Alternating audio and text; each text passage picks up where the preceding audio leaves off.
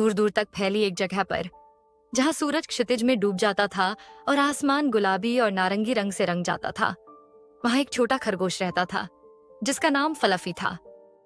Fluffy को दिन में बाहर खेलना, तितलियों का पीछा करना और जंगली फूलों को सूंघना बहुत पसंद था। लेकिन जैसे ही चांद उगने लगता, फलफी की माँ पुकार उठती, सोने का समय हो गया है छोटे बच्चे। एक शाम जब फलफी सोने के लिए तैयार हो रही थी, उसने देखा कि उसकी खिड़की के बाहर कुछ जादुई हो रहा है। चांद चमक रहा था, जंगल पर चांदी की चमक बिखेर रहा था। फलफी की जिज्ञासा ने उसे जीत लिया और उसने अपने बिल से बाहर निकलकर चांदनी से जगमगाते जंगल का पता लगाने का फैसला किया। जैसे जैसे वह जंगल में गहराई तक जाती गई, पेड़ ऊंचे होते गए और उनकी शाखाएं तारों तक फैली हुई लगती थीं। फलफी को ऐसा लगा जैसे वह चांद की किरणों पर चल रही हो। अचानक एक हल्की सरसराहट की आवाज ने उसका ध्यान खींचा। एक छोटी इंद्रधनुषी परी बाहर आई, जो फलफी के अंगूठे से भी बड़ी नहीं थी।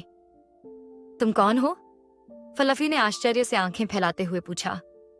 मैं लूना हूं, चांद परी। परी ने हवा की तरह कोमल आवाज में उत्तर दिया।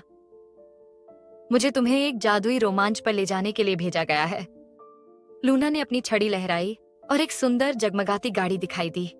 इसे चमचमाते चांदनी घोड़ों की एक टीम खींच रही थी। जब लूना ने उसे चढ़ने के लिए आमंत्रित किया, तो फलफी आश्चर्य से चौंक गई। साथ में वे रात के आकाश में उड़ गए।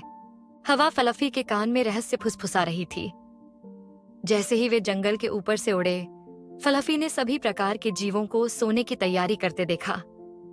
उसने हिरणों के एक परिवार को अपने आरामदायक घोंसले में दुबके हुए देखा। एक बुद्धिमान बूढ़ा उल्लू उसके खोखले पेड़ में बस गया और यहाँ तक कि छोटे सितारों की तरह टिमटिमाते हुए जुगनू का एक समूह भी सो गया। चांदनी रोमांच बहुत जल्दी खत्म हो गया। लूना ने धीरे से गाड़ी को फलफी के बिल में वापस ले जाया। जैसे ही फलफी ने लूना को अलविदा कहा, परी ने फुसफुसाते हुए कहा, याद रखो, चांद का जादू हमेशा तुम्हारे साथ है। अपनी आंखें बंद करो, एक इच्छा करो और चांद की किरणों को तुम्हें सपनों की दुनिया में ले जाने दो। फ्लफी ने नरम घास के अपने आरामदायक बिस्तर में आराम से लेटकर अपनी आंखें बंद कर लीं। उसने महसूस किया कि चांद की कोमल रोशनी उस पर चमक रही है और इससे पहले कि वह कुछ समझ पाती, वह जंगल की सुखदायक आवाजों से घिरी हुई गहरी नींद में सो गई।